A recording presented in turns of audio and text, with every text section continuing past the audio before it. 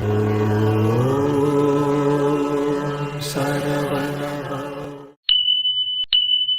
வெய்ய காலம் வருதுங்கண்ணா. இப்போ குடிநீர், விவசாயங்கிறத விட குடிநீர் தேவை அப்படிங்கிற ஒரு முக்கியமான விஷயம் இருக்குது. இப்போ இந்த சூழ்நிலையில் காவிரி இதில் ஆற்று குறுக்கே மேகதாட்டு அணை கட்டுறதா கர்நாடக அரசு சொல்லிகிட்ருக்கு. இதில் விவசாயிகள் எல்லோரும் கிளப்புற ஒரு மிகப்பெரிய சந்தேகம் என்னன்னாங்க, அரசின் அனுமதி இல்லாமலே அவங்க கடந்த முறை 3 அணைக்கட்டுகள் கட்டியிருக்காங்க. தற்பொழுதும் அது மாதிரி ஏதாவது செஞ்சுட்டா என்ன பண்ணுறது அப்படிங்கிற பயம் விவசாயிகள் மத்தியில் இருக்குது. இந்த விஷயத்தை நமது தாவேக அரசு எப்படி கையாளுது?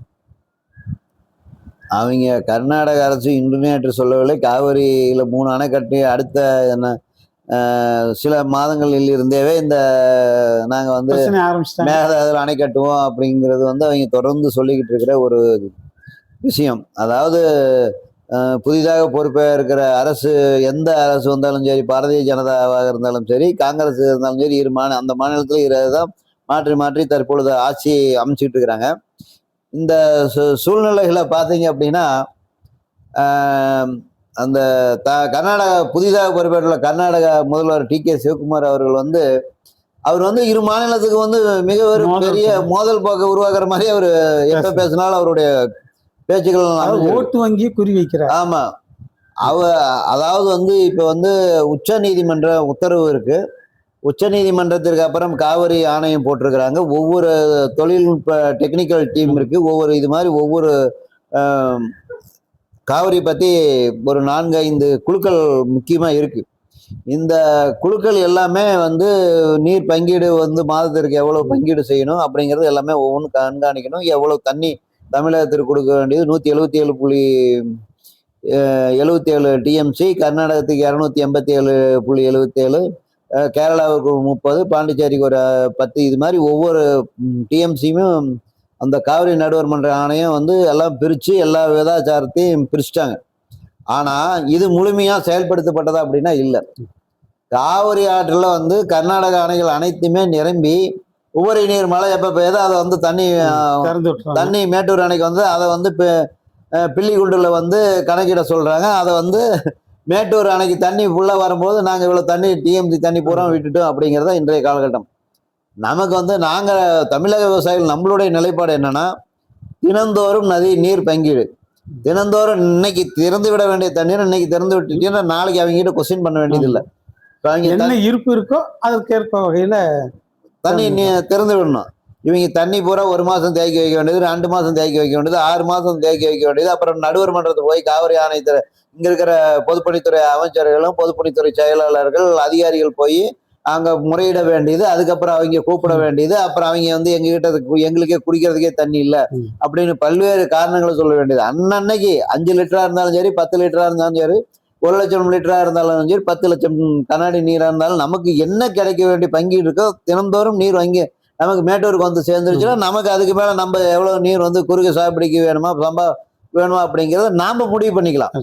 ஆனா ஒவ்வொரு நேரமும் நம்ம கர்நாடக அணைகளை நம்பி அங்க இருக்கின்ற அதிகாரிகளையும் முதலமைச்சரையும் நம்பிதான் நம்ம வந்து பயிர் செய்ய வேண்டிய சூழ்நிலைக்கு நம்ம தள்ளப்பட்டிருக்கிறோம். அதனால தமிழக முதல்வருக்கு அன்பான வேண்டுகோள், அடுத்த முறை காவிரி நடுவர் மன்றத்தை அணுகினாலும் சரி, உச்ச நீதிமன்றத்தை அணுகினாலும் தினந்தோறும் எங்களுக்கு நீர் பங்கீடு வேணுங்கிறது பிரதானமா தமிழக அரசு வலியுறுத்தணும். அதே போல இப்ப வந்து தமிழக அரசு உச்ச நீதிமன்றத்துல வழக்கு ஒன்று தாக்கல் பண்ணாங்க. அது தள்ளுபடி பண்ணிட்டேன் அப்படின்னு சொல்றாங்க. அது வந்து தள்ளுபடி அவர்கள் உச்ச நீதிமன்றம் ஏற்கனவே இருக்குதுங்கனால இல்ல, அவங்க தள்ளுபடி பண்ணினா கூட அவங்க என்ன சொல்றாங்கன்னா, கர்நாடகத்தை போய் உடனே அணை கட்டுங்க அப்படின்னு அவங்க சொல்லல. அங்க இருக்கிற டெக்னிக்கல் டீம் கிட்ட நாங்க கேட்டிருக்கிறோம், இது சாத்தியக்கூறா, கர்நாடகத்துக்கு எவ்வளவு தண்ணி வேணும், பெங்களூருக்கு எவ்வளவு தண்ணி வேணும், எவ்வளவு அணையில கட்டுறதுக்கு முயற்சி பண்றாங்க, அது வனப்பகுதியா இருக்குது, இது மாதிரி டெக்னிக்கல் டீம் கிட்ட நாம கேட்டிருக்கிறோம் அப்படின்னு தான் சொல்லியிருக்கிறாங்க. இது உடனே இங்க இருக்கிற அரசியல்வாதி உடனே அதை எடுத்துக்கிட்டு இது தமிழக அரசு தொடர்ந்து வழக்கு உடனே உச்ச நீதிமன்றம் தள்ளுபடி பண்ணிருச்சு, உச்ச நீதிமன்றம் தமிழ் பயத்தை கிளப்புறாங்க டெக்னிக்கல் டீம் கிட்ட. அதாவது இந்த வழக்கு இப்போதைக்கு தேவையில்லை, நாங்கள் டெக்னிக்கல் டீம் கிட்ட சில இதெல்லாம் தரவுகளை கேட்டிருக்கிறோம், அது வந்த பிற்பாடு பிறகு அதை அணை கட்டுறதுக்கு உத்தரவு போடலாமா வேண்டாமாங்கிறது பிறகு யோசனை பண்ணுங்கிறது அதனுடைய சாதார அம்சம். அதை உடனே இங்க வந்து நம்ம பெரிய பிரகடனம் பண்ணி அதை நம்ம செஞ்சுட்டு இருக்கிறாங்க.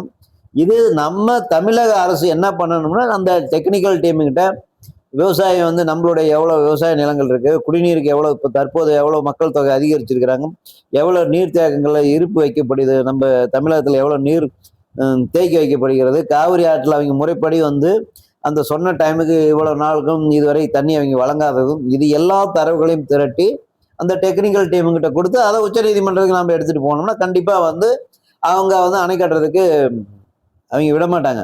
அவங்க என்ன சொல்றாங்கன்னா 6 டிஎம்சி தான் நம்ம வந்து கர்நாடகத்துக்கு தேவை அப்படிங்கிறாங்க. ஆனா 66-70 டிஎம்சி அளவுக்கு அணை கட்டுறோம் அப்படிங்கிறாங்க. எதுக்கு அந்த அளவுக்கு தண்ணி தேவைப்படுது? அதனால கர்நாடக முதல்வர் இன்னும் ஒரு வருடமோ 1.5 வருடமோ இருக்கு தேர்தலுக்கு. அதற்கு வந்து அவரு இப்பயே தேர்தல் பிரச்சாரத்தை ஆரம்பிச்சிருக்கிறாரு. அது காவிரியும் மேகதாது வந்து பிரதான இதா இருக்கு, வேற ஒண்ணுமே இல்லை. அவர் வந்து அப்படியே உடனே அணை கட்டுவது என்று இன்றைக்கும் நாளைக்கும் எடுக்கக்கூடிய முடிவு கிடையாது. அது மாசு கட்டுப்பாட்டு வாரியம், சுற்றுச்சூழல் ஆணையம், இது போன்று பல்வேறு அமைப்புகள் இருக்கு. இது கிட்டையெல்லாம் மாதிரி வந்து எடுத்தோடனே அணைகளை கட்டிட முடியாது. இது போன்ற பல்வேறு அமைப்புகிட்ட அனுமதி வாங்கணும். அதுக்கப்புறம் தான் அவங்க அணை கட்டுவதற்கு முடியும். அப்படியே இவர் இப்ப இந்த இருந்து ஆவணங்கள் எல்லாம் திரட்டி அவர்கள் ஆரம்பித்தாலும் கூட இன்னும் 4-5 ஆண்டுகளாகவும் அவ்வளவு எளிதாக கட்ட முடியாது. தமிழக விவசாயிகள் ஒருபோதும் மேகதாதுவில் அணை கட்டுவதற்கு விடப்போவதில்லை. இது வந்து காவிரியினுடைய வடிகால் பகுதி எங்க இருக்கோ அதுதான் நம்மளுடைய பிரதானமே.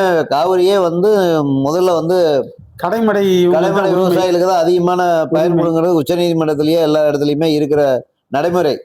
அதனால வந்து நம்ம வந்து தமிழக விவசாயிகள் பதட்டப்படமும் அச்சப்படுறதுக்கு ஒன்றும் கிடையாது.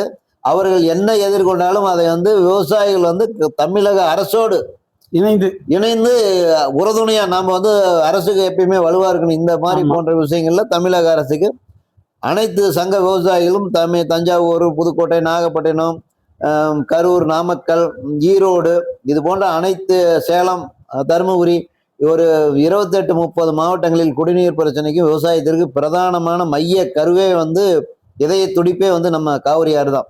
அதனால இந்த விஷயத்துல தமிழக அரசும் சமரசம் செய்து கொள்ள போறதில்ல, விவசாயிகளும் சமரசம் செஞ்சு கொள்ள போறதில்ல. அவர்கள் கர்நாடக முதல்வர் வந்து அவர் கூவுற சங்கம் ஊதிக்கிட்டே இருக்கட்டும். அவர் வந்து அவரு ஓட்டு வாங்கிறதுக்காக அவர் செய்யறாரு. அதனால வந்து அவர் செய்யிட்டு அதை பத்தி இல்லை, இரு மாநிலத்திற்கும் மிகப்பெரிய ஏற்கனவே நடந்த சண்டை போல உருவாக்கிடுவாங்கிற அச்சத்தை வந்து உருவாக்குற மாதிரி அவருடைய செயல்பாடுகள் இருக்கு ஒவ்வொரு நாளுமே. அதை வந்து தமிழக முதல்வர் கர்நாடக அரசிற்கு கடுமையான கண்டனத்தை வந்து அவர் பதிவு பண்ணுங்கிறதா ஒரு விவசாயிகளுடைய தாழ்மையான வேண்டுகோள். இதுல ஒரு சின்ன தகவலுங்க, அதாவது அறிஞர்கள் ஆய்வறிக்கையில வந்துங்க, மேகதாட்டு அணை கட்டினால் திக் ஃபாரஸ்ட் கர்நாடகா பக்கம் அழிஞ்சிரும் அப்படிங்கிறதையும், இங்கே வந்து கடுமையான குடிநீர் பஞ்சம் ஏற்படும், 2 மாநிலத்துக்கும் நல்லது இல்லைன்னு சொல்கிறாங்க. ரெண்டாவது, பெங்களூருக்கு தேவையான 6 டிஎம்சி தண்ணீரை அங்குள்ள ஏரிகள், குளங்குட்டைகளை தூர்வாரினாலே தேவையான அளவுக்கு கிடைக்கும்னு சொல்கிறாங்க. மத்திய அரசு, என்னுடைய ஒரு பார்வை என்னன்னாங்க, இப்போ மத்திய அரசு இந்த விஷயத்தில் தமிழகத்தின் பக்கம் நியாயம் இருக்கிறது என்கின்ற அடிப்படையில் தலையிட்டு தமிழக மக்களுக்கு நீதி கிடைக்கும்படி செய்தால், பாரதிய ஜனதா மேலே இருக்கிற வெறுப்பு கூட கொஞ்சம் தமிழக மக்கள்கிட்ட குறையும் நான் நினைக்கிறேன். அதான் அது அவங்க செஞ்சா பரவாயில்ல. காரணம் மத்திய அரசு இதுல எப்படி இந்த விஷயத்துல கையாளும் அப்படின்னா, ஏற்கனவே அங்க கர்நாடகாவில் பாரதிய ஜனதா, காங்கிரஸ் இதுதான் ஆட்சி, 2 மாறி மாறி வந்துட்டு இருக்கு. அப்படி இருக்கின்ற சூழ்நிலையில் ஒரு தமிழக மக்களுக்கு மட்டும் அது சாதகமா பயன்படுத்துமா அப்படிங்கிறது நம்பிக்கை வந்து நம்ம உறுதியா சொல்ல முடியாது. இங்க நல்ல பேர் கிடைக்குமேன்னு சொல்லுவாங்க. நல்ல பேர் வந்து ஒரு மாநிலத்துல முதல்வர் ஆகிற பிஜேபி ஆள்ற மாநிலத்துக்கு வந்து ஆதரவா இருக்குமா? இல்ல எதுவுமே இல்லாத ஒரு சீட்டுக்கு கொடுத்துட்டு வரைக்கும் தமிழ்நாட்டுக்கு எத்தனையோ கோடி நிதி கொடுத்தாலுமே ஒரு சீட்டு தான் கொடுத்துருக்குது தமிழக மக்கள். இப்படிலாம் செஞ்சா அதிகமாகுமே. இவ்வளவு பிரச்சனைகள் இருந்தாலும் கூட மத்திய அரசு இன்னும் நடுநிலைமையோடு தான் வந்து இந்த விஷயத்தை பொறுத்த வரைக்கும் கர்நாடகத்தில் அணை கட்டணும்னு சொல்லல, தமிழ் அணையை வந்து நீங்க கட்டுறதுக்கு போராடுறங்க. இது வரைக்கும் மத்திய அரசு சம்பந்தப்பட்ட அந்த ஆணையத்தில் தான் அவங்க வந்து முறையீடுன்னு சொல்லியிருக்கிறாங்களே வரைஞ்சி, பிரதமரை இப்போ தமிழக முதல்வர் டெல்லி போய் பிரதமரை பார்த்தாரு, நிதி சம்பந்தமான ஆலோசனை கூட்டத்திற்கு போனப்ப அதே மாதிரி கர்நாடக முதல்வரும் போய் தமிழகம் இந்த மாண்புமிகு பாரத பிரதமரை பார்த்தாங்க. 2 பேர் முதல்வர்கள் சந்தித்தாலும் கூட இன்னும் மத்திய அரசு வந்து யாருக்கு நாங்க வந்து ஒருத்தருக்கு சாதகமா ஒருத்தருக்கு பாதகமா இதுவரை அவர்கள் நடவடிக்கை இல்லை. அதனால பொறுத்திருந்து பார்க்கும் மத்திய அரசு வந்து எவ்வாறு நடவடிக்கை எடுக்கிறதுன்னா பொறுத்திருந்து பார்க்கலாம். இப்போ கடந்த 50 ஆண்டுகளாங்கன்னா எல்லா தமிழகம் முழுவதுமே நீர்நிலைகள் தூர்வாரப்படலை, குளங்கள் தூர்வாரப்படலை, மேலும் ஏரி குளம் குட்டையெல்லாம் ஆக்கிரமிப்பு அப்படிங்கிற ஒரு விஷயம் குடிநீர் பஞ்சத்துக்கு அடிப்படை காரணமாக இருக்குது. இதையெல்லாம் இந்த புதிய அரசு நிவர்த்தி செய்யணும்னு ஏதாவது எதிர்பார்க்குறீங்களா? கண்டிப்பா இதுல ஒரு சின்ன ஓரளவுக்கு இப்ப என்ன அப்படின்னு கேட்டீங்கன்னா, தமிழக அரசு பதவியேற்ற உடனேயே விவசாயிகள் ஏரி குளம் குட்டைகள் வந்து வண்டல் மண் அள்ளிக்கலாம் அப்படின்னு சொன்னாங்க. அந்த வண்டல் மண் குறிப்பிட்ட அளவு அள்ளும் பொழுது நீர் கொள்ளளவு வந்து தேங்குறதுக்கு ஒரு வாய்ப்பா இருக்கு. அதே மாதிரி இனி வருகின்ற காலங்கள்ல தமிழக மக்கள் வந்து காவிரி ஆற்றை நம்பி இல்லாம வைகை ஆறு, திருமணி முத்தாறு, பாலாறு,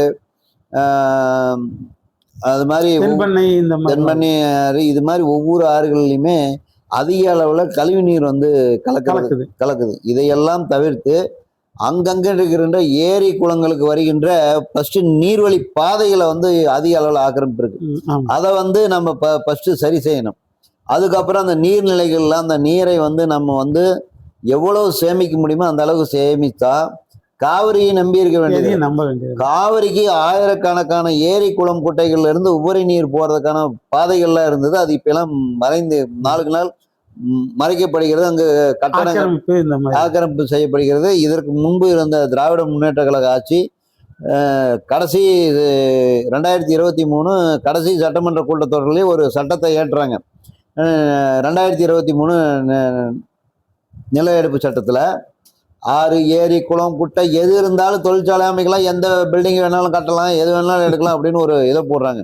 அதாவது எப்படின்னு கேட்டீங்கன்னா, இந்த இடத்துல ஒரு ஏரி இருக்குது அப்படின்னா இந்த இடத்துல லேண்ட் எடுத்துட்டாங்கன்னா இந்த ஏரி நிரம்புச்சுன்னா இந்த இடத்துக்கு தண்ணி எப்படி போகும்? இதையெல்லாம் சிந்தனை பண்ணாம அதை வந்து முழுக்க முழுக்க அந்த பரந்தூர் விமான நிலையத்தினுடைய மக்களை ஒடுக்குவதற்காக இரவோடு போடப்பட்ட அந்த சட்டம். முதலில் தமிழக முதல்வர் அந்த சட்டத்தை தூக்கி எறிய வேண்டும். என்னென்ன தீமையான சட்டம் விவசாயிகளுக்கு எதிராக போடப்பட்டிருக்கிறதோ அத்தனை சட்டங்களையும் உடனடியாக தமிழக முதல்வர் அகற்றுவதற்கு நடவடிக்கை எடுக்க வேண்டும். நீர்நிலையை வந்து அதாவது எப்பயுமே ஒரு விவசாயி வந்து அந்த நாடு வந்து செழிப்பா இருந்துச்சுன்னு வச்சுங்க, எதை பத்தியுமே மக்கள் வந்து ஒரு கொந்தளிப்பாவது உணவு பஞ்சத்தை மட்டுமே அவர்கள் மக்களுக்கு உணவு கிடைச்சிருச்சுன்னா அவங்க வேற பத்தி எதை பத்தியுமே கவலை கிடையாது. இப்போ மெயினான இத்தனை மக்களுமே உணவுக்காக தான் ஒரு இத்தனை கண்டுபிடிப்புகள் இத்தனை ஆக்கப்பூர்வமான நம்ம பணிகளுமே மேற்கொள்றோம். அதனால நீர்நிலையை தமிழக அரசு அனைத்து இடங்களிலும் ஓரளவிற்கு சரி செய்து விட்டாலே மற்ற பிரச்சனைகள் தானாக முடிந்து விடுவது நிஜத்தமான உண்மை. இப்ப நீங்க சொல்றதை பார்த்தா அமைச்சர், அதிகாரிகள், விவசாய பெருமக்கள் அடங்கிய ஒரு குழுவை நியமனம் செய்து அவர்களிடம் அறிக்கை பெற்று செய்தால் சிறப்பாக இருக்கும். அதாவது எப்படின்னு கேட்டீங்கன்னா, படித்த அறிவை விட பட்ட அறிவு அப்படிம்பாங்க. விவசாயிகள்கிட்ட இருக்கு. விவசாயிகள் நடைமுறையில் அவங்களுக்கு என்னென்ன சிக்கல் ஏற்படுது, ஒரு இயற்கையான சூழ்நிலையில் வந்து புயல் வந்தால் அதை எப்படி எதிர்கொள்வது, மழைக்காலம் வந்தால் எப்படி எதிர்கொள்வது, வெயில் காலம் வந்தால் அதை எப்படி எதிர்கொள்வதுங்கிறது ஒவ்வொரு பிரச்சனையுமே விவசாயிகள் வந்து எதிர்நோக்குறாங்க. அதே மாதிரி அதிகாரிகள் வந்து அவங்க டெக்னிக்கலா வந்து வரைபடங்கள் மூலமா அவங்க வந்து டெக்னிக்கலா தான் அவங்க வந்து ஏற்கனவே அதை சொல்லி கொடுத்த ஒரு இடத்துல இருக்கிற பாடத்தை வந்து அப்படியே எடுத்து வச்சுக்கிட்டு அதைத்தான் இது பண்ணுவாங்க. இங்க என்ன நடைமுறை சிக்கல் இருக்குங்கிறது அவங்களுக்கு தெரியாது. அரசாங்கம் என்ன அப்படிங்கிறது அதிகாரிகள் சொல்வதை கேட்டு அரசாங்கம் வந்து அவங்க ஒரு நடவடிக்கை எடுக்கிறாங்க. இதையெல்லாம் கலந்து விவசாயிகள் அமர வேண்டும், அந்த பக்கம் அதிகாரிகள் அமர வேண்டும், இந்த பக்கம் அமைச்சர் பெருமக்கள் அமர்ந்து 3 பேரும் சேர்ந்து முக்கோண வடிவில் ஒரு தீர்வு கண்டாதான் இதற்கு ஒரு விடிவு காலம் விவசாயிகளுக்கு எளிதாக இருக்கும், நாட்டுக்கு நல்லது. ஆமா, கண்டிப்பா. தொடர்ந்து இதே மாதிரி வந்து அதிகாரிகளுக்கும் விவசாயிகளுக்கும் மக்களுக்கும் அரசாங்கத்துக்கு எந்த விதமான தொடர்பே இல்லாம ஒவ்வொரு பணியும் செய்யும் பொழுதுதான் வந்து அங்க பிரச்சனைகள் வந்து நாளுக்கு நாள் அதிகமாகுது. இந்த அரசு உங்களுடைய அந்த கருத்துக்களை பரிசீலனை செய்யும், அதன் மீது நடவடிக்கை எடுக்கும், மக்களுக்கு நிறைய நன்மைகள் செய்யும் என நம்புகிறோம். நன்றிங்க.